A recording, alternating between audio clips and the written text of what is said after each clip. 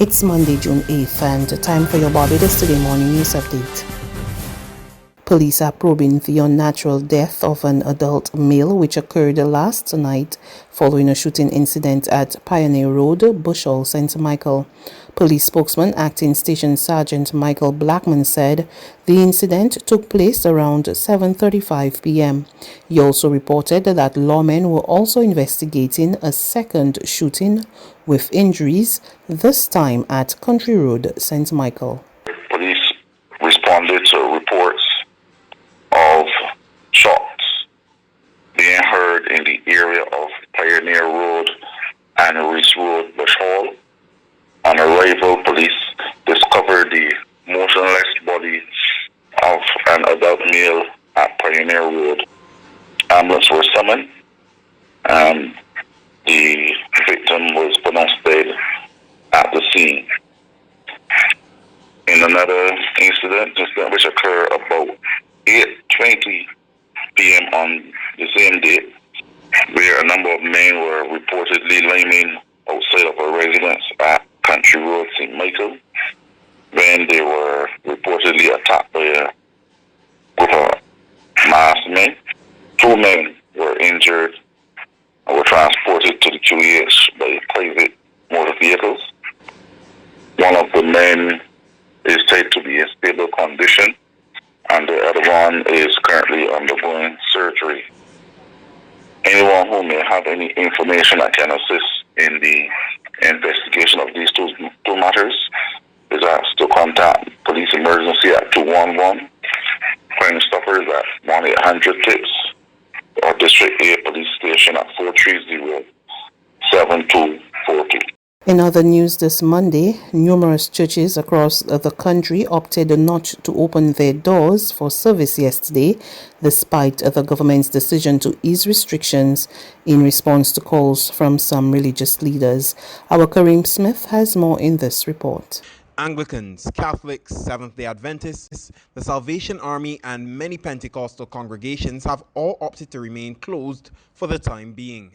Some of them have opted to do so due to COVID-19 fears, while others reveal they are not yet in a position to adhere to the protocols.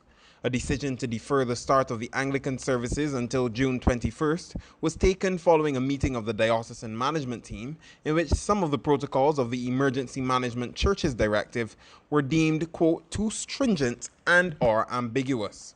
This was revealed in a letter from Bishop of Barbados Michael Maxwell, dated June 5, which encouraged members to continue taking advantage of several online services, Bible studies, and meditations. While chairman of the Barbados Christian Council, Major Darrell Wilkinson, could not account for each congregation represented by the umbrella organization, he revealed that some have already indicated they will not be able to open their doors until July due to certain costs associated with adhering to the emergency management protocols. Wilkinson explained that an insufficient stock of hand sanitizers and our equipment for temperature checks were among existing issues. Meanwhile, Executive Secretary of the Pentecostal Assemblies of the West Indies, Reverend Selwyn Brathwaite, said the general consensus among members was to continue streaming their services online. Barbados Today understands that a few churches managed to open their doors, including New Dimensions Ministries and the Ministry of Healing Waters. Kareem Smith for Barbados Today. Secondary schools reopened today to allow students who have not completed their Caribbean Examinations Council school-based assessments and their internal assessments or Caribbean vocational qualifications to do so. However, staff and students must adhere to a number of COVID-19 protocols that have been put in place.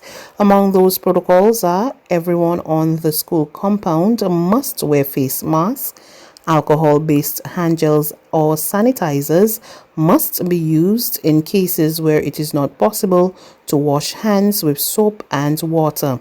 Persons who are unwell must stay at home.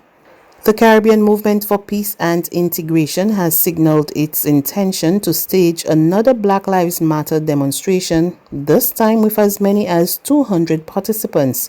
The plan comes on the heels of last Saturday's decision by the Royal Barbados Police Force to revoke the permit for the protest near the American Embassy on the basis that the organizers did not adhere to the conditions agreed upon.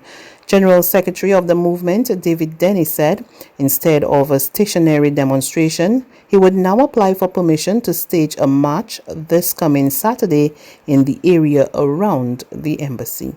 We are going to ask for a meeting with the Commissioner of Police or his representatives so that we can discuss our permit and so that the police can tell us their position and we can tell them our position, and based on that, we will be able to move forward. But we are working towards protest action for next Saturday, the same place, but we will change the idea for the protest from picketing to more a march that would allow us to easily establish the social distancing.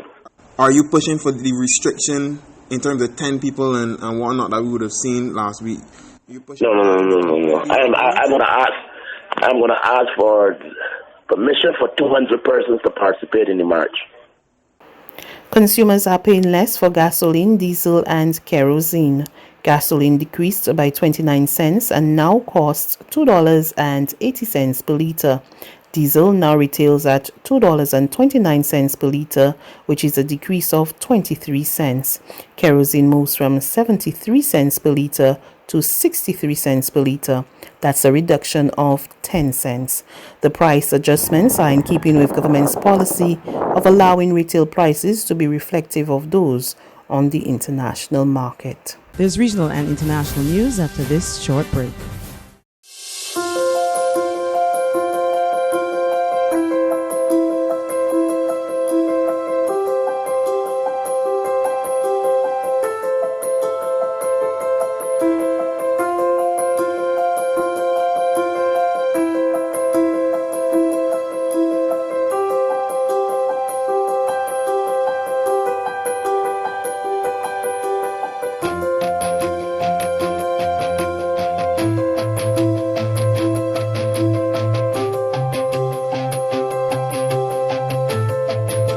Barbados Today, news you can trust.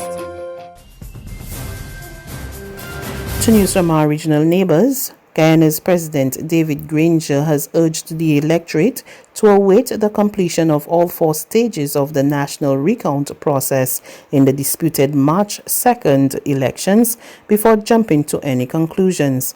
He made the appeal in an address to the nation over the weekend. I encourage everyone to respect the chairman of the Elections Commission and the commissioners, and to desist from scurrility, vulgarity, and character assassination.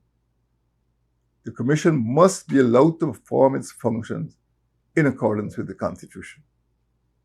Guyanese, I encourage everyone to await the completion of the 4 stages: the current recount, the reports of the Chief Election Officer and the CARICOM observers, the review by the Elections Commission, and the declaration of the final results by the chairman of the Elections Commission. And finally, reports are that a majority of the Minneapolis City Council has pledged to dismantle the local police department as street protests in New York and other major cities continued on Sunday. 9 of the 13 councillors said a new model of public safety would be created. We get more in this report from Reuters TV. Demonstrations are planned across the U.S. on Sunday, spilling into smaller communities and marking nearly 2 weeks of protests since the death of George Floyd at the hands of a Minneapolis police officer.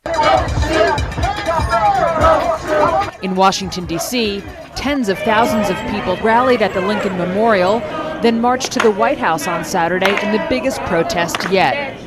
It feels good. It feels like I get to be a part of history and a part of the group of people who are trying to change the world for everyone. The gatherings in Washington and dozens of other places were also notable for a generally lower level of tension and discord than was seen during much of the preceding week. New York City Mayor Bill de Blasio lifted the city's curfew on Sunday after parts of Manhattan, including Times Square, appeared eerily quiet the night before.